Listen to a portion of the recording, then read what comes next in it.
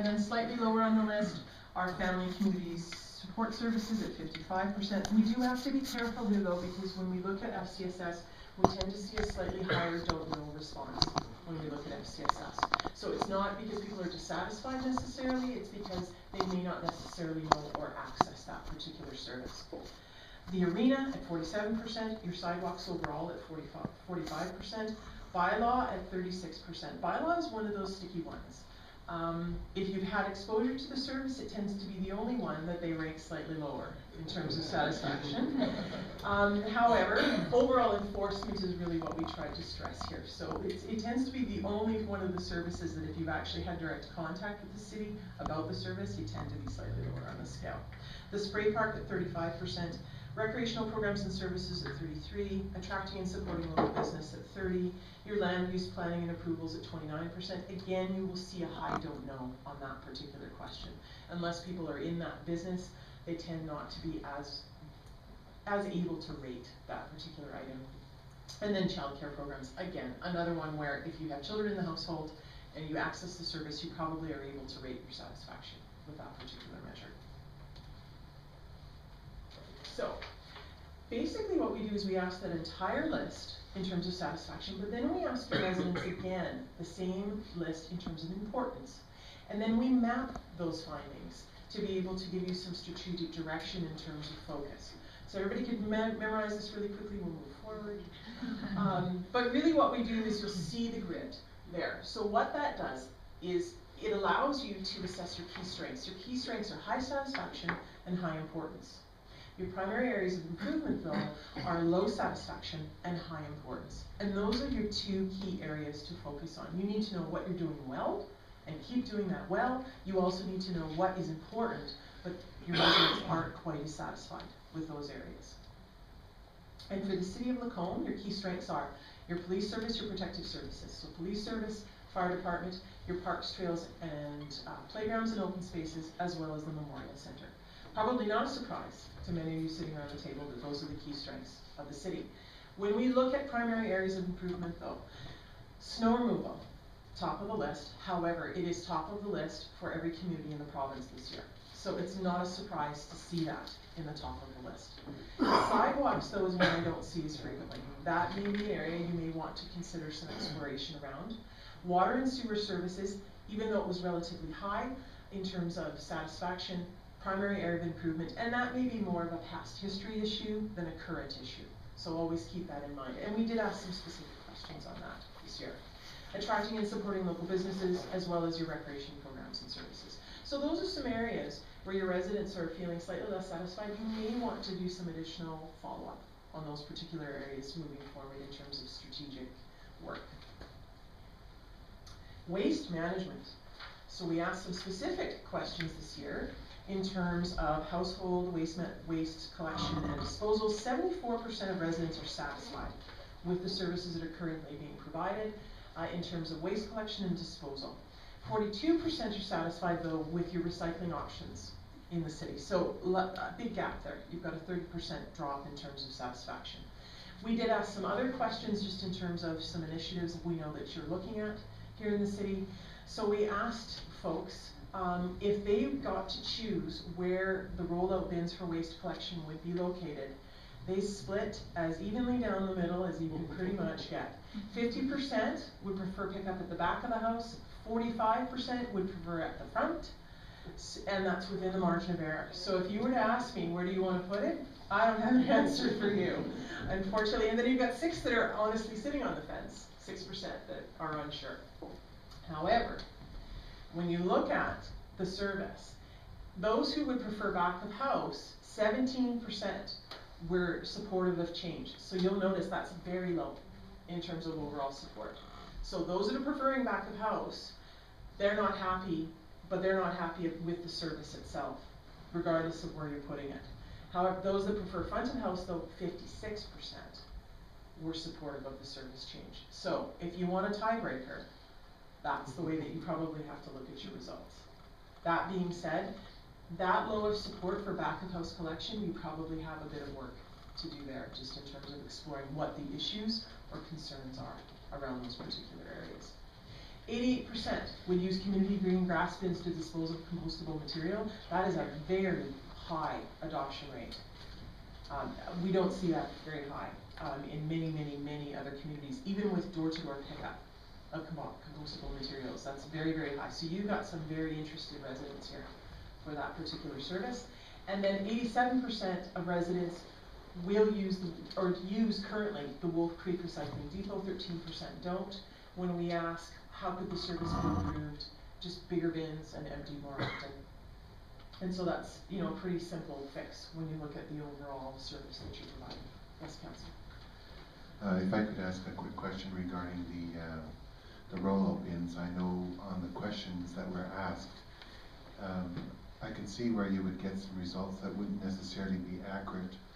Maybe that's not the wrong way. That's not the right way of saying it. But when you said, would you prefer the pickup at the front or the back? It comes down to, well, if I don't have a lane, why would I have it in the back? Absolutely. You know what I mean? So there wasn't a clarification question to help understand how many have front versus people back have access. Correct. And so I think that's where those results on that particular one may be skewed. That's absolutely possible. And you're right, you're forced into a decision if you don't have a back lane, your front access. Yeah. So, absolutely. I don't consider that. Okay. I definitely think that you've got some more work to do here before you make some decisions, but this is just, absolutely, if you're forced into a decision, you have no option there. In terms of finance, we did ask some specific questions about the Lacombe City Finance. 1 in 5 residents have been in contact with an employee from the Finance Department in the past 12 months, while 79% have not. Of those who have been in contact, 70% were satisfied with the service that they were provided. Very respectable level of service. And again, remember, sometimes when you're contacting the Finance Department, it's a little tough to be satisfied with what you may be contacting them about. You always have to keep that in mind when you're looking at satisfaction numbers. Interestingly enough, 51% though of your residents would use e-commerce to pay their taxes and bills online if it was available. That's again very high adoption rate for an online or e level of service. Something to definitely keep in mind as you move forward and look at your web capabilities. Value for tax dollar. So when we asked folks about the value for tax dollar, 57% felt that they received either excellent, very good, or good value for their tax dollar, while 40% indicated that they had fair or poor value for their tax dollar.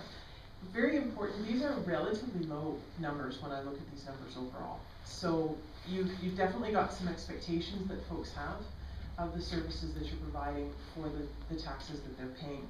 When we ask though, in terms of strategies to how would you like to move forward, how would you change things if that was up to you, 52% would support a cost of living tax increase. So that basically means just a slight increase to be able to maintain their current tax value. 20% though would support a tax increase over and above inflation to improve the level of service that they're receiving. So that's an interesting issue to deal with. The only place I've seen a higher measure for that is actually in Wood Buffalo. And that's because of the fact that these folks are willing to pay pretty much anything they can to get the level of service that they're looking for with the incomes as high as they are in Wood Buffalo. 11% would support a tax decrease, and then 13% basically said it depends what I get for the money that you're charging me. All right. Now, 60% of residents who support a tax increase would anticipate a tax or support an increase of between 1 to 5% with a mean of 4.6. So if you're going to increase, they're looking for no more than about 5% increase to have a different level of service. Those, however, that are expecting a decrease are looking for 9% in terms of a mean tax increase, or decrease, pardon me. So if they're going to go down, they want to go down twice as far as they are if they're going to go up. Okay. We asked some specific questions in terms of safety and police services. Again, very high numbers here when we look at the service that's being provided. So the police's ability to ensure the safety of citizens, again, agreement with that or satisfaction at 76%, overall enforcement at 75%, and the approachability and ease of conversation at 72%. That one in particular is quite high. You don't see that measure as high in the larger urban municipalities that we measure these types of factors in. 34% have had contact with the Lacombe Police Service in the past 12 months. Again, large municipalities, we see that between 15 and 18%. So you have a lot higher visibility of your police service here in the city of Lacombe. And again, of those that have been in touch, 75% were satisfied with the services that they received from your police service. Good, excellent numbers to have from enforcement, which again, really goes full circle to why they're considered one of the community strengths. They're doing a good job.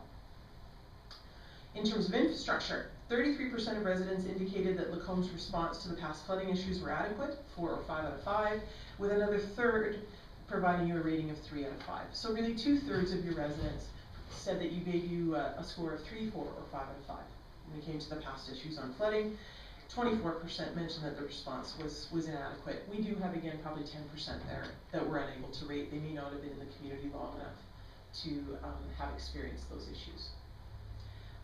49% of residents were satisfied with communications to the public in terms of construction, traffic detours, road closures, temporary suspensions of services, all of those things. A third, or higher than a third really, are giving you a rating of 3 out of 5, while 13% were dissatisfied. Communications is a tough one. We rarely see those measures go above a mean of 4, so 3.46 out of 5 is very respectable in terms of communications. Communications is personal in a lot of ways. Waste management, not as personal, but communications are one of those things. You need to hit me in the way that I want to converse with you, okay? In terms of communications, what's really important to note on this graph is that they want you to communicate with them in multiple ways. Add all those up and you're looking at about 300%. So you can't get away with one mode of communication in the city of Lacombe. They want many ways. Inserts in your utility bills, though, at highest at 62%, radio in the globe at 50% or above, and you're still looking at multiple ways of communicating with your residents. One important thing to keep in mind, though, 21% will come to your council meetings. That means that you've got close to 80% that won't, and you need to continue to communicate with them in other ways. Okay, keep that in mind. It's tough, because they'll come up to you in the grocery store and tell you what they're thinking, but that doesn't mean they're necessarily representative of your population. Always important to keep that in mind. Okay? So that's the end of our citizen satisfaction results. Were there any additional questions on those before we move into the business results?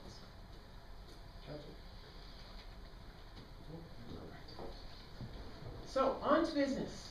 So, just to give you a bit of a sense of who we spoke with, 30% of the respondents to the business survey in the city of Lacombe had been operating a business between 1 to 5 years, followed by 11 to 20 years, 24%, and 6 to 10 years at 24% as well. The mean or average operating length was just under 13 years. Nice variety. You've got some long-term business, some new folks, nice spread of response from your business community. 75% of the businesses in the survey would have defined themselves as commercial, 14% were industrial, and 11% were home-based. So keep that in mind as we're chatting. 72% of respondents employ fewer than 10 individuals, so you're looking at some slightly smaller businesses. 1/5 had 10 to 39 employees, and 5% were your larger employers, ranging from 40 to 69 employees. In terms of home-based business, the 19 of them that responded to the survey, 63% indicated that this was their primary source of income as a business, 37% responded that it was not. We did ask if they were interested in moving their business to a storefront location. 37% or more than a third were looking to make that type of move in the next 12 months. So that's very interesting. You've got some thriving home-based businesses here in the city of Lacombe, and you'll see them move shortly, I think. In terms of the issues facing businesses in Lacombe, when we look at the top issues facing the Lacombe economy, lack of variety in business and retail was top of the list at 31%, which is familiar. We heard that from your residents. They're looking for more breadth and depth of business here. Proximity to Red Deer and having to compete with the city at 13%, attracting customers, having difficulty in terms of managing their business in Lacombe at 10%, and then high taxes. Again, if we don't see taxes at that 10% mark, that's one of those places where you question you know, why is that not as much of an issue? So you tend to see that at your 10% mark. When we ask about the issues facing their business specifically, staffing issues in terms of qualified and staff retention at 12%. That's pretty common across the province, so it's not a surprise to see it. It's not unique to Lacombe. However, the cost of running a business at 10%, competition with closer cities for the same customers at 9%, promotion, advertising, and marketing and signage at 9%, and then just lack of space in their potential area at 9%. So those are the challenges that they're facing. So broad variety when you look at the types of businesses that we spoke with. In terms of future planning, here are some encouraging numbers to look at. Half of your respondents to the survey indicated that they're maintaining their current staff levels. 47% will be hiring in the next 12 months. So they're either staying the same or growing in the city of Lacombe. You have very, very few that are looking to pull back on their business operations. Nice sign of the Lacombe economy that you're seeing these numbers. In terms of growth, 65% tend or expect their business to grow or expand in the next 12 months, and 30% expect their business to stay the same, which means you only have 5% left that are either unsure or going to be getting smaller in the next 12 months. So booming, nice outlook for your businesses here in Lacombe. In terms of satisfaction with the business opportunities, again, very important to keep in mind that when you see these lower ratings of satisfaction, not necessarily lower, we do have some unsure measures out there and some don't knows. However, access to financing, less of an issue in Lacombe. 51% feel that they're able to access that. Cost of labor, though, a significant concern at 34%, and then cost of different space. And again, that's where you want to keep in mind the fact that some people may not necessarily be looking for industrial space, so they're not going to rate their satisfaction with those particular measures. But you know, you look at transportation costs, cost of land, those are all things that people are keeping in mind when they look at their business expansion or operations here in Lacombe. In terms of infrastructure, overall location at 56%, they're satisfied being here. Competition, though, at 39%. That's slightly higher than I would normally see in my larger municipalities. So they're feeling the pressure of being as close to the city as they are, City of Red Deer.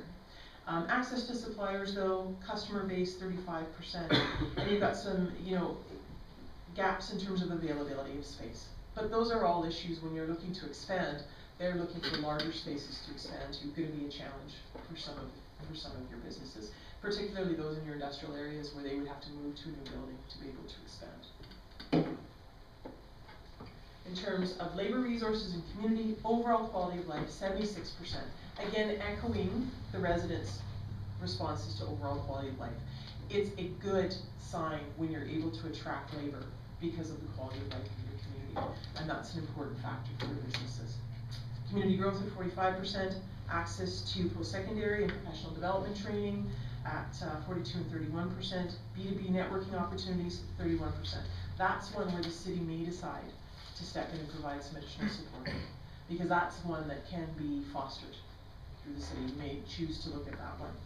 Again, business support organizations at 22%, business support services at 21%. Availability of labor, that's a tough one for the city to deal with, but that's one of their biggest concerns, and availability of management staff.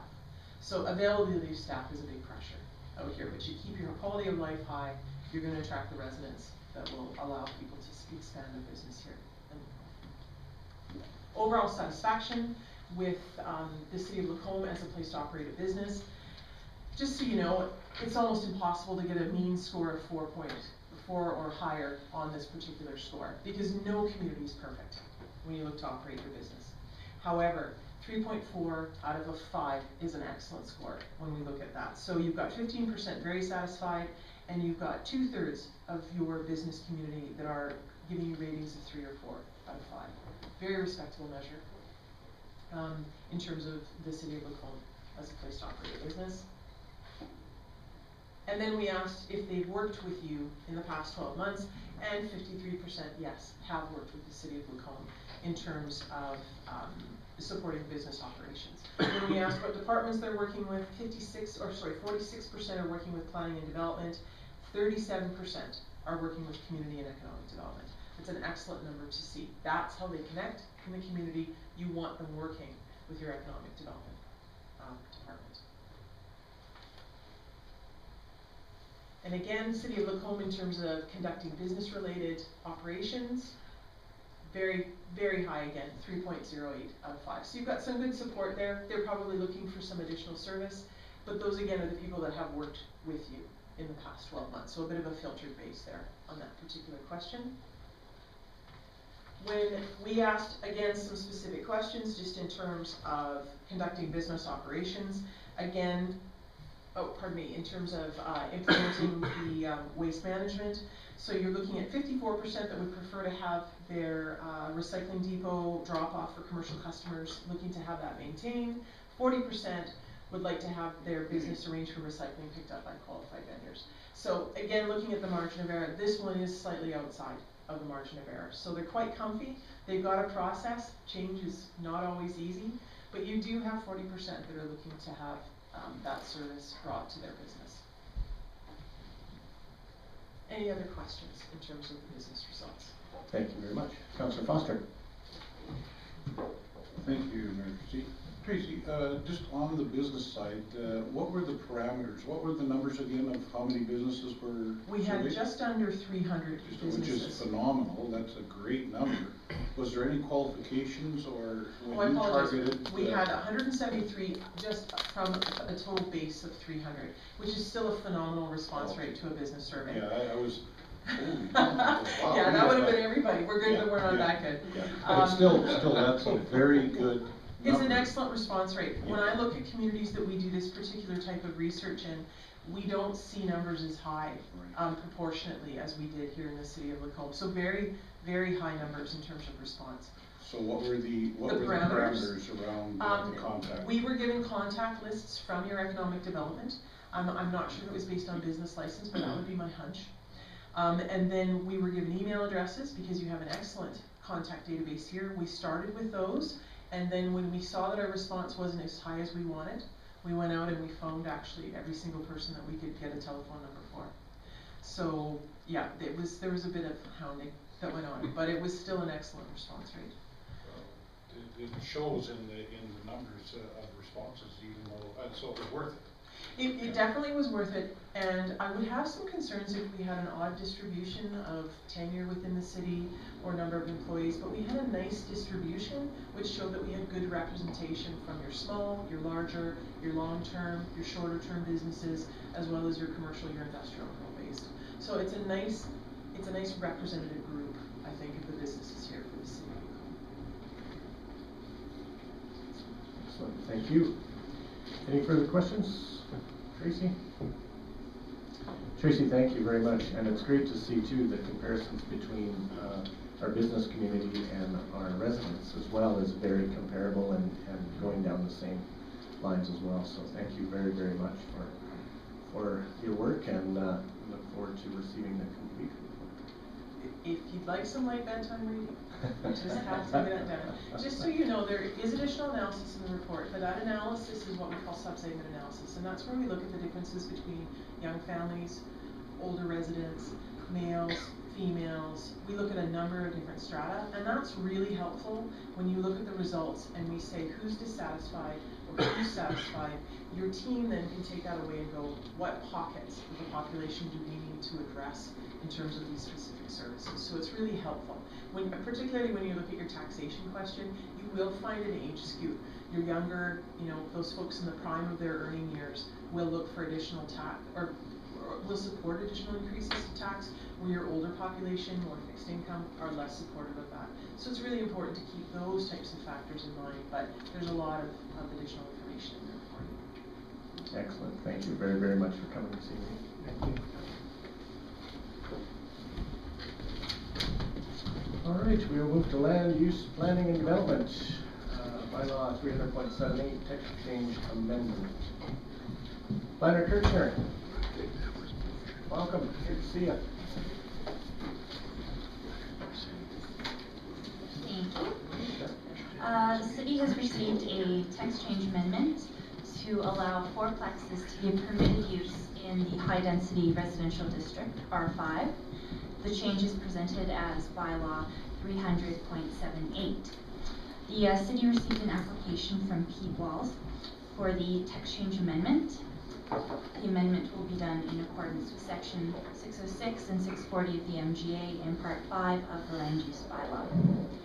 The R5 high-density residential district currently allows a range of permitted uses with diverse densities. The lowest density allowed is a row house or stacked row house, which by definition allows for a minimum of 3 dwelling units. The highest density allowed is an apartment complex with a density up to 80 units per hectare, so it's very much depends on the size of the lot. The fourplex is defined in our land use bylaw as a building containing 4 dwelling units, each unit comprising 2 floor levels and sharing a common party wall with 2 other units. Fourplexes and row houses and stacked row houses are very similar in regards to density, lot coverage, and overall use of the parcel. The impact of developing a fourplex would be comparable to that of developing a row house or a stacked row house. Staff is proposing that the text change amendment incorporate the type of criteria for fourplex development as outlined in the R4 medium density residential district. In the categories of minimum front yard, minimum side yard, and minimum rear yard, the fourplex criteria in the R4 district is exactly the same as the row house and stacked row house criteria in the R5 district. The only deviation is in regards to minimum parcel area. Staff is proposing to utilize the following area as used in the R4 district. So fourplexes per dwelling unit. For an interior parcel, you'd need 200 meters squared for each unit, and for a corner parcel, it would be 225 meters squared. Basically, the only difference is that currently for a corner parcel in the R5 district for a row house and stacked row house, you need 275 meters squared for a dwelling unit. It should also be noted that the average parcel size of an R5 property is 1,296 meters squared. On average, this would allow a developer to meet not only the minimum parcel area requirements and have the additional room to incorporate required parking and amenity areas. Due to the similarities in use and density between fourplexes and row houses, stacked row houses, and the current average lot size for R5 properties, staff is recommending this text change amendment to allow fourplexes to be a permitted use. The applicant has paid the required $500 fee, and staff is recommending that council give first reading to bylaw 300.78 and set a public hearing to be held on Monday, June 24th at 6:30 p.m. Thank you very much. Councillor Rempel, then Councillor Creasy. I move that council give first reading to bylaw 300.78 and that the public hearing be held on Monday, June 24th, 2013 at 6:30 to consider bylaw 300.78. Thank you. Councillor Creasy. Councillor Foster. Thanks, Mayor Creasy. Jim, further, just a small point. You mentioned the average parcel size of an R5 property. My number here is 1,389. I think you mentioned 12. Oh yeah, sorry, I have the outdated one in front of me. We had amended the date, so it's actually, the number is actually the higher one that is posted online. So even with that change, even if it was the 1,200, it's still ample space to incorporate all the requirements and utilize what's needed in our land use bylaw. Thank you. Any further discussion? All those in favor of the motion on the floor? Thank you. So carried. And you might as well just stay right there, Anna Kirchner. We will bounce down to the Heritage Management Plan while we've got you in the hot seat. Excellent, thank you. I'm very excited to be here for this because it's been several years in the making. But we have before you the final draft of the Heritage Management Plan, which the steering committee and staff have worked on and support the document before us. So I'm going to skip most of the background and just go to this last phase. As you know, in 2012 we began work on this final phase of our Heritage project.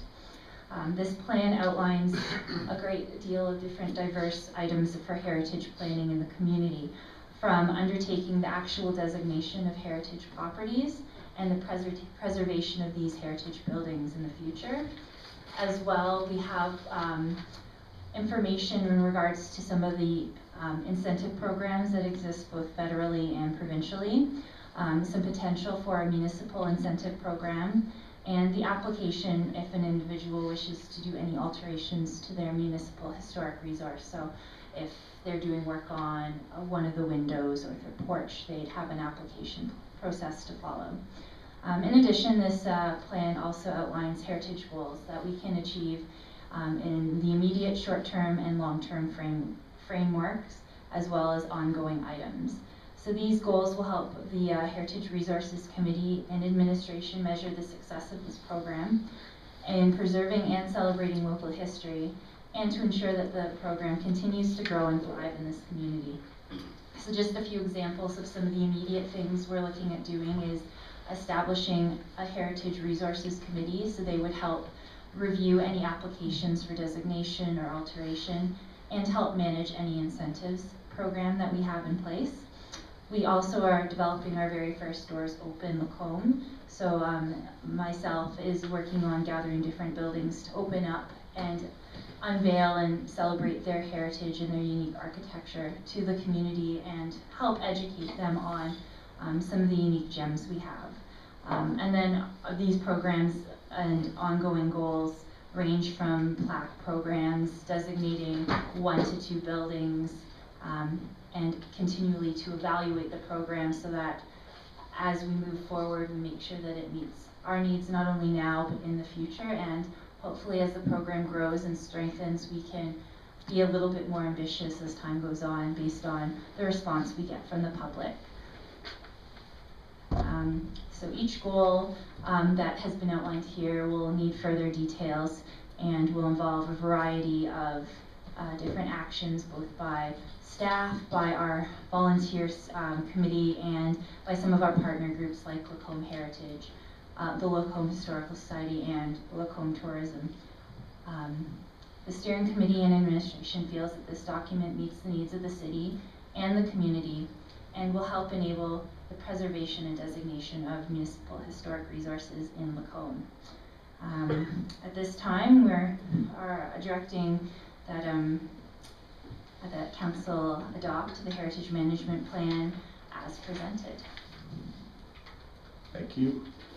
Council. Councillor Belsma? I would like to make a motion that Council adopt the Heritage Management Plan as presented. I've spent a lot of time going through this as well. I even had a quick little question for the consultant today. They replied, so we're doing very well. As the number of the committee members met with Alberta Historic Resources Foundation just a week and a half ago or so, they realized that we're not standing still. We want to move forward. We want to keep going. This program is just a 4-year start of a long-term process, a long-term program that we hope is going to continue on to celebrate and designate and enjoy our historic features that we have in our community. Councillor Kite, then Councillor Creasy. Thank you, Mayor Christie. I also just want to comment on the plan itself. I was so pleased to see the Heritage Resource Committee and their role. Since in the last few months, more than a few months or so, we at MPC have seen several demolition permits come about, and many of them are heritage buildings or buildings that could have been salvaged if we had had some kind of an incentive or plan in place for the owners to actually maintain them or upgrade them or whatever that might be, instead of now when it's too late and would cost hundreds of thousands of dollars. Exactly, and as we move forward, one of the things we'll be setting up will be a heritage overlay that will actually take a look at the buildings that have been earmarked in our program, so that when demolition occurs, it's targeting those particular buildings rather than the specific geographical area that we currently have laid out. And the committee will have an opportunity to work with Marie from the Historical Society in making comments. And we've already actually informally started that program with actually the last demolition application that you guys had come in. So we're optimistic on moving forward into a more collaborative way of viewing heritage and looking at sort of realistic goals for some of the buildings that may not be in the best condition at the time. Thank you. Councillor Creasy. Thanks, Mayor Christie. Just wanted to be sure with the motion before us, Councillor Boswick before that he wanted to adopt the Heritage Management Plan as presented. Given that Planner Kirchner said that some of the items needed some clarification, some additions to them, I think that it might not be prudent for us to necessarily carte blanche approve it, rather that might be more appropriate that we approve the principle, as was the recommendation by staff, which I think might be a little more logical. Get pretty tough to approve something that isn't complete as yet.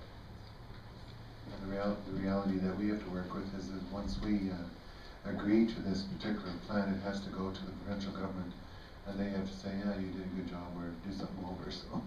So I would agree with that, and I would modify the motion then as presented here to adopt the Heritage Management Plan in principle and approve the proposed heritage goals and timelines as presented.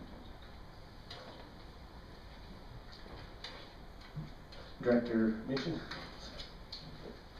So just a clarification for a reason, it's not so much that the plan is not complete, it's just that a number of the implementation tools require changes to statutory legislation, either through municipal bylaws or council policy. And so we wanted to make sure that there are, with council, that you're approving a high level plan tonight, but we still have to come back with you on a number of individual steps. So that's the way, the reason for the wording of the proposed recommendation in the first place. Thank you. Councillor Connick. Thank you, Mayor Christie. I'm just trying to remember back to the budget with these grant fundings, the restoration grant, the maintenance grant, these dollar amounts we quoted in here. Do we currently budget for that, or that's something going forward? So that's probably one of the biggest, outside of the overlay change to your land use bylaw that council will have to consider. There is currently no money in the budget for those types of programs. So that would be, council will first have to agree to create such a program. It has been something I'm one of the few people that actually been around long enough to see the beginning of this program and to the end. But it was always the intent that once the funding for the actual studies and the plans were complete, that would be an opportunity then to use that funding towards actual grant programs, such that we're not always looking for new funding. So those programs we do fund out of the Heritage Plan. We did fund out of a joint grant with the province, but there's also the city tax money in there as well. Perfect for that clarification. I couldn't remember, and I thought as much. So thank you. Any further discussion? I just wanted to make a comment. Yes. As well, in some of our longer term goals would be that once we're establishing the program, we can move forward with some of our own fundraising opportunities to continue to build on not only funds we get from council, but also to incorporate some community involvement and have some celebratory events that could raise funds to help sustain the program in the future. Thank you very much, and I know that this plan has been in the works for a long while, and there's been a lot of community input. There's been a lot of city input, and it looks like a great document, and we hope to get approval from the province. Go from there. Thank you very much. Any further discussion? All those in favor? So carried. Thank you. Planner Kirchner. Thank you, guys.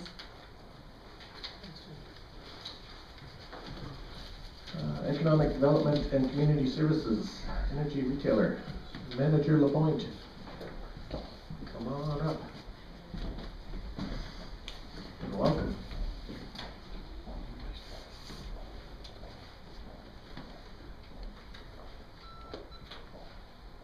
Thank you. You're on. Good evening, Mayor Christie and Council. As follow-up to Utility Net's presentation and invitation to establish a city-owned boutique energy retailer, Administration is seeking Council's direction as to whether you wish to pursue this opportunity. The premise of the model is that Utility Net provides the back-end operations while the city does the work of acquiring customers. With the development of this new revenue stream comes associated risks and minimal operational support from the city. I should make it very clear that this opportunity will not address energy requirements for the city-owned facilities. The City of Lacombe uses a formal tender process to procure energy for municipal use. Should Council decide to pursue this opportunity, time to market is estimated at 60 days, and it could relatively easily be expanded to Lacombe County if so desired.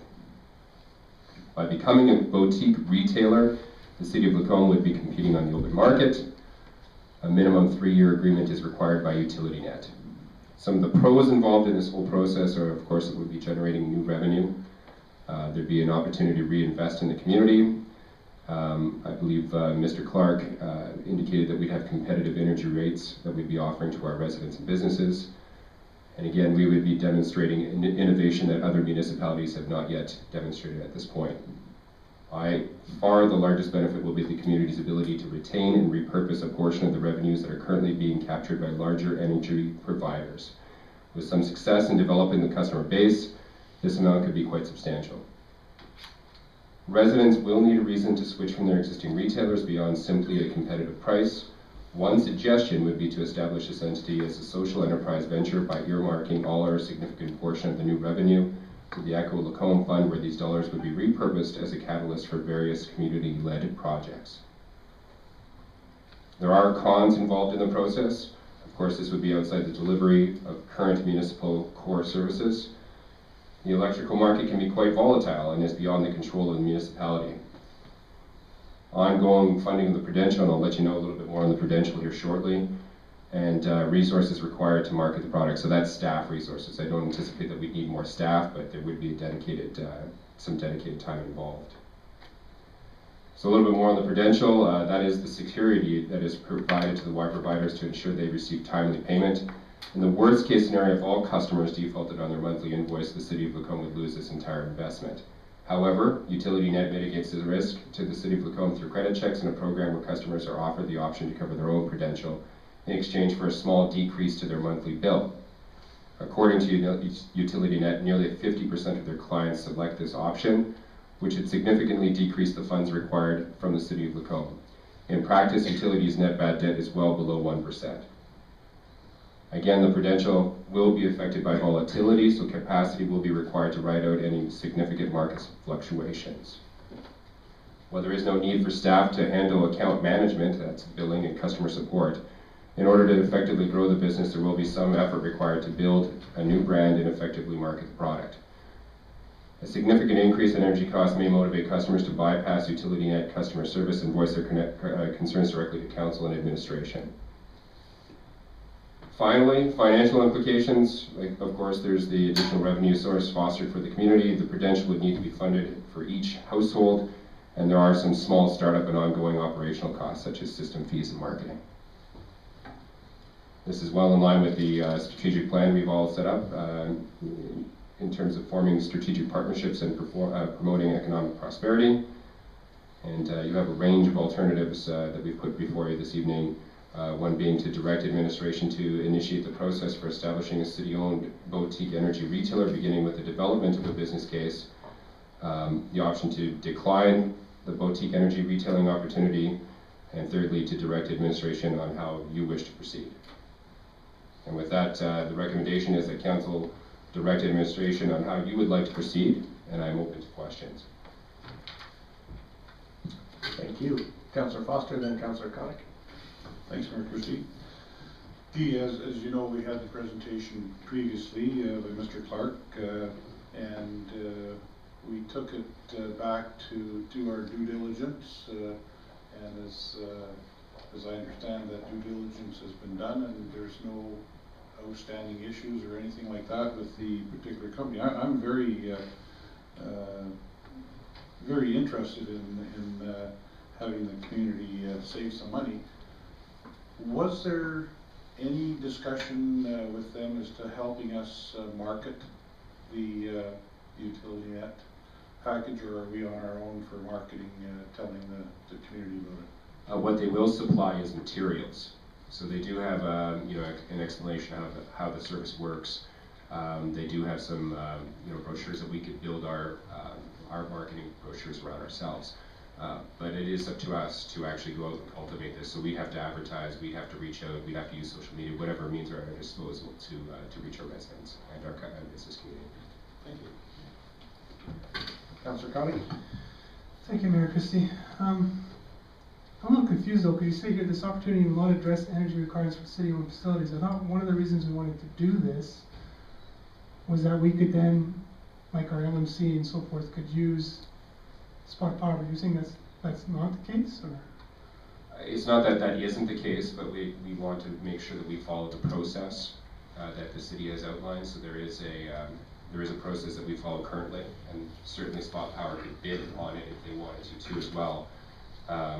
But in terms of what we're looking at this evening, it is just servicing residents and businesses from our perspective.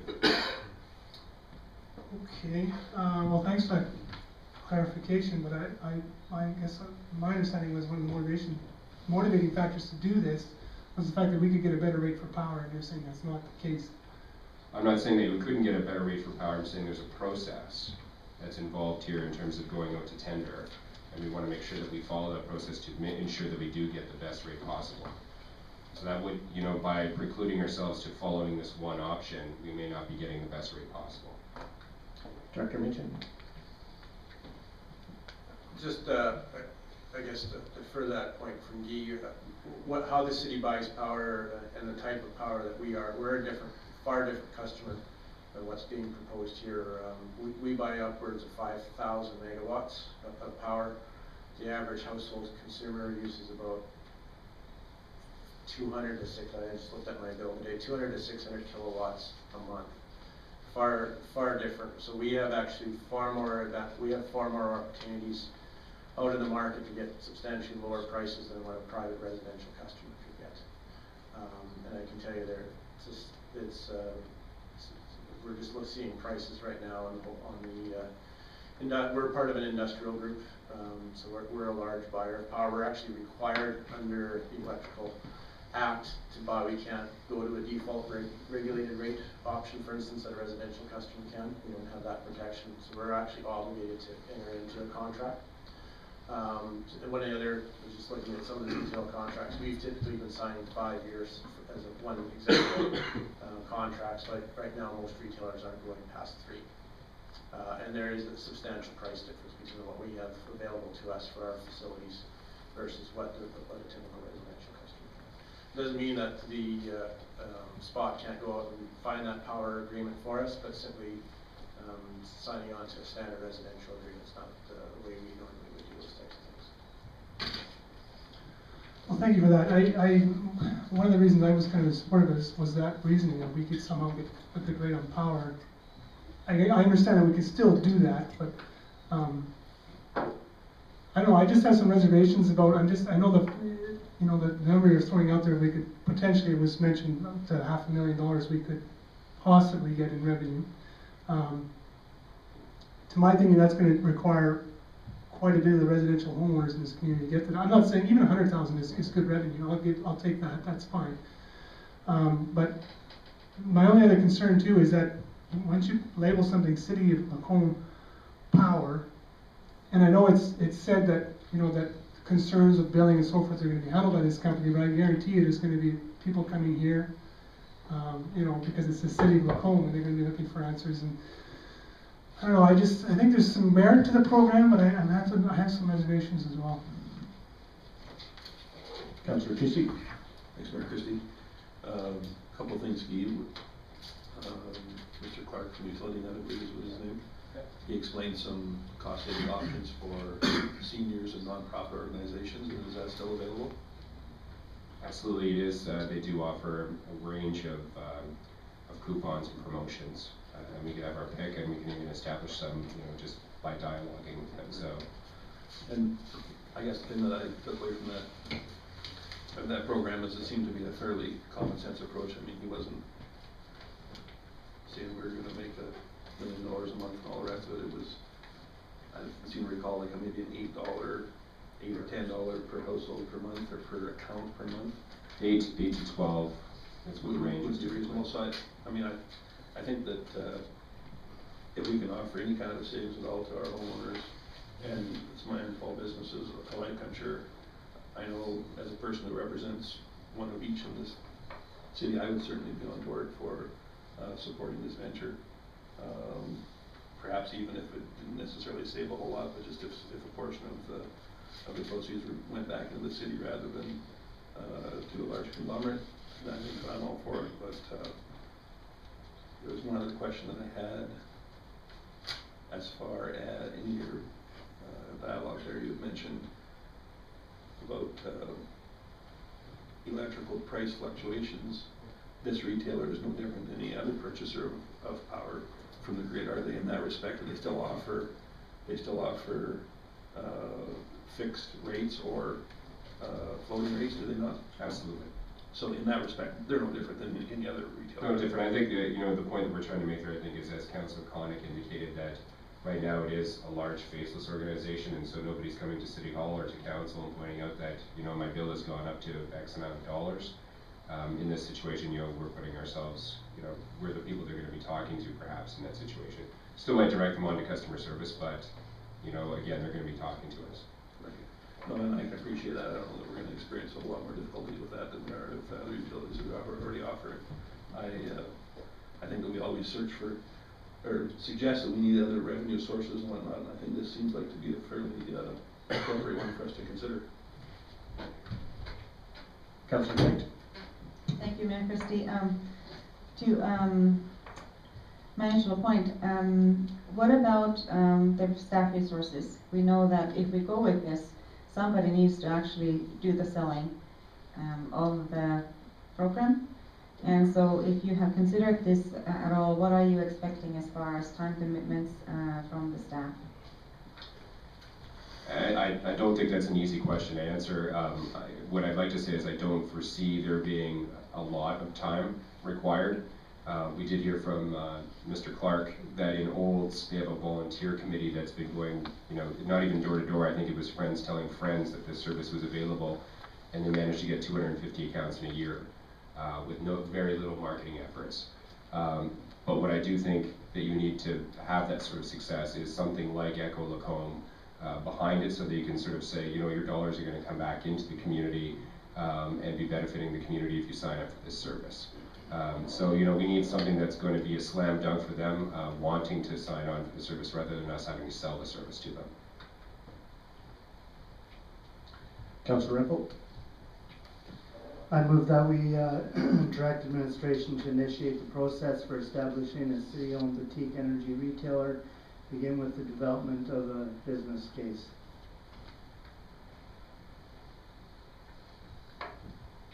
Thank you. Councillor Creasy. Thanks, Mayor Christie.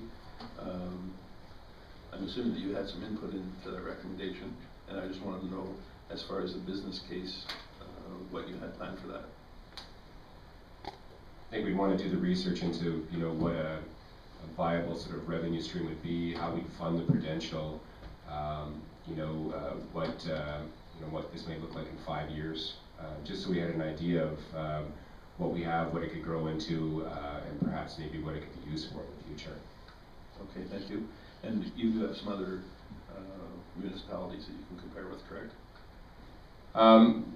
To be clear, again, Mr. Clark indicated that Olds is a municipality that is operating a venture here. They're our partner in that operation. It's actually the Olds Institute that is operating that venture.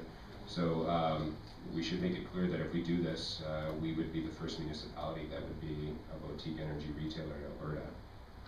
Okay, so I guess I just wanted the indication as the scope for your business case. This isn't a 6-month, million-hour thing. I mean, no, it shouldn't be. There is somebody. Yeah, there is information out there. Okay, absolutely. that's what I was getting at. So yes. Thank you. Okay.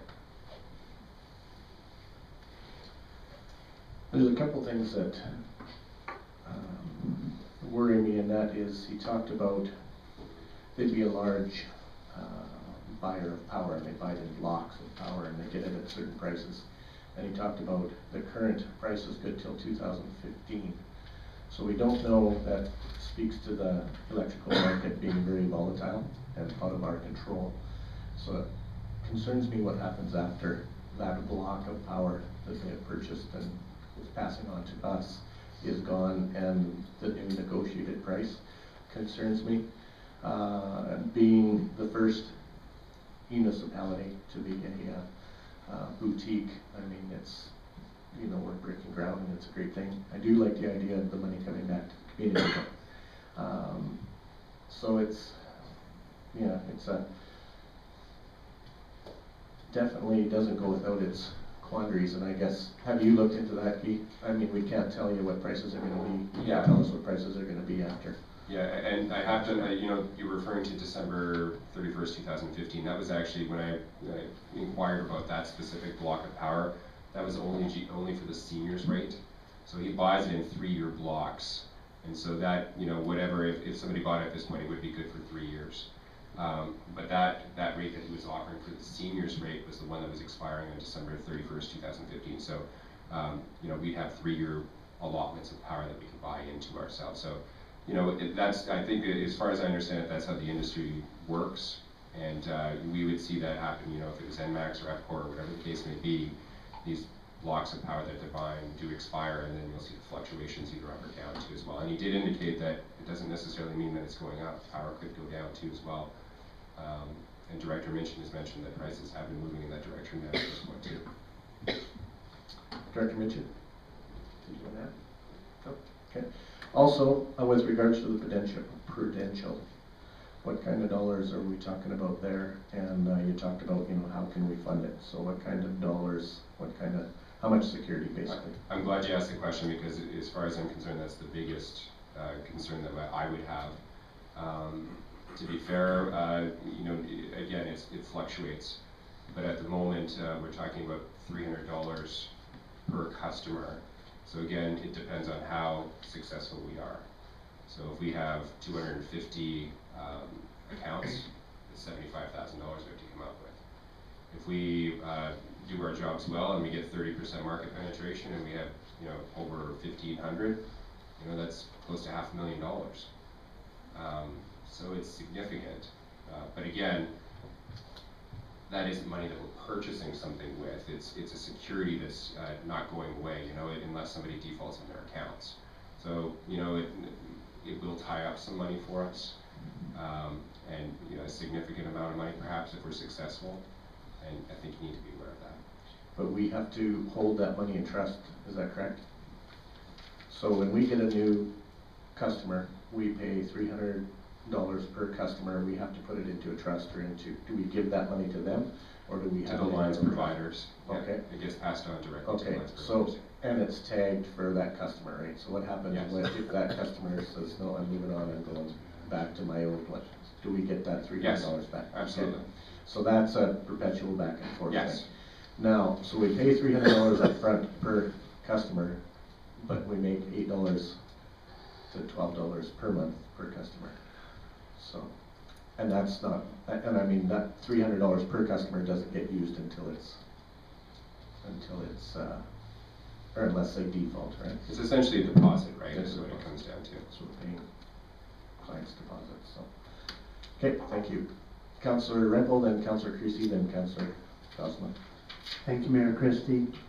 You did say, though, in this report that about half the clients typically will put out their own deposit, correct? Yes, and the way that program works is they essentially offer you interest off your deposit to lower the cost of your monthly energy bill. So they give you a bit of an incentive to do it. So, and there are a lot of people that choose to sign up. I mean, I don't know what the response rate would be here in Lacombe, but typically it's about 50% is what he indicated. Thank you. Councillor Creasy. Thanks, Mayor Christie. I was just make the same point. It was a 50% buy-in rate for the credentials. So, Councillor Gosselin. My point was basically the same, although I know deposits on other utilities, especially when you first start out, you have to pay them. There's no reality, there's no other change about that, but you don't have to keep them in there forever, and that's the key here. At a certain point, when you show your creditworthiness to other utilities, they, you know, credit that back to your account, so you can kind of miss paying for a month or two. would that be part of this particular program as well? Or they, as long as there is an account there active with this boutique retailer, there shall be that credential? As far as I understand it, it is in perpetuity, so it continues. So until you move, or whatever, you won't get that money back.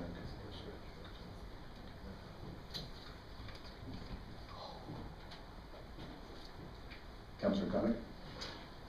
Thank you, Mayor Christie. The only other point I want to make too, that there's a significant education piece in this too, in that people, for example, have to be made aware this is strictly paperless for one thing, correct? This is a paperless service. Actually, they do offer a paper They bill, do? but there is a fee for that. Okay. And the other point being that this is a pre-authorized payment plan too. This isn't a case where you get your bill, you can pay it 30 days later or even 60 days later, you gotta pay it Correct. right at the get-go. So again, I think the program has merits, but there's gonna be a lot of work that's gonna be involved to get people up to speed on how this works. And just on a side note too, the rates that he quoted, I just checked my own bill, it's lower than their preferred rate, and my parents' bill, who are seniors, I checked their rate and they're paying a lower rate too than the preferred. I realize their rates will fluctuate, but just as an interesting side. Councillor Foster? Thanks, Mayor Christie. Guy, could you tell me again some of the companies that are taking advantage of utility net? It was quite a who's who of, but I just want a refresher, I guess. Sure, yeah, so you're not referring to the boutique retailers, you're talking about the people they've done business with. So, oh goodness, I think Suncor was on that list, I think Exxon was on that list. I know that there was some other properties outside the oil patch, including University of Calgary, Boardwalk Enterprises. So I mean, this is a substantial company. I do believe you referred to the fact that they control 9% of the power in the province. Thank you, and I guess I look at it as a win-win situation if we decide to put this forth. There is no cost to us other than some time marketing and the opportunity to save our citizens some money and make some funds for the city wherever we decide to put that fund towards, whether it be into a building fund or whether it be to the ECHO project. So I know I personally talked to the president right after the last conversation, and he certainly made me feel comfortable that if I was to sign up tomorrow, it would be a service that would be, you know, very valuable. And at that point, it was prior to us signing on, as we talked about, the seniors can actually have a special program. So somehow I'll qualify for that. Councillor Bousman and Councillor Kate. I have no problem continuing on with research, understanding that we're, you know, in a sense, agreeing in principle that this may be a good idea. I believe that we do need to follow through to the next step, do a business case, do an analysis of you know, other communities or other, I mean, there's bigger communities that already have their own power companies. And so it doesn't hurt for us to do some research. The reality to me is that the research, yes, it'll cost a little bit of time, but I think ultimately it'll be very worthwhile. And let's go ahead with the research as part of this motion is, knowing that we're not making an absolute commitment until, you know, we're satisfied 100% that this is the right thing to do. Councillor Creasy. Thanks, Mayor Christie. I guess in response to that comment, while I appreciate being prudent with our money and whatnot, this still the city has the hammer in this up until the point when they get on the first or sign up the first customer. So we're still in control of it. It's not like we're forcing this service anybody. It's a voluntary thing and just giving people another option. So I am comfortable with proceeding with the process for establishing the boutique retail business. Councillor Kate. Now I remember my comment. Thank you, Councillor Christie. I just wanted to confirm, if I remember correctly, that, and now it left me again.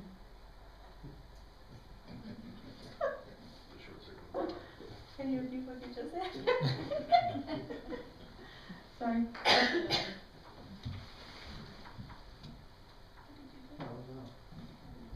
Thank you, and there is a motion on the floor, and I believe it's to direct administration to initiate the process for establishing a city-owned boutique energy retailer, beginning with the development of a business case. And there's no... Councillor Kite, you got her? Thank you. I just wanted to confirm that it is not this retail boutique that is signing up any customers. We are just presenting the opportunity. It is actually Soft Choice that is doing all the paperwork, making all the deals with the customer, etc., etc. We are just the middle person, giving the information and directing them to them. That is correct.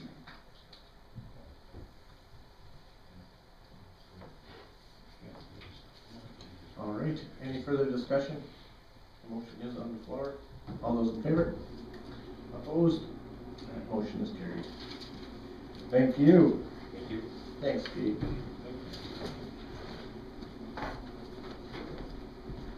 We will move to reports. Councillor Rempel. I did send my report in to Doreen, but apparently I was a little bit late and she wasn't here, so I will just go over it here real quickly, and if you have any questions for me, let me know.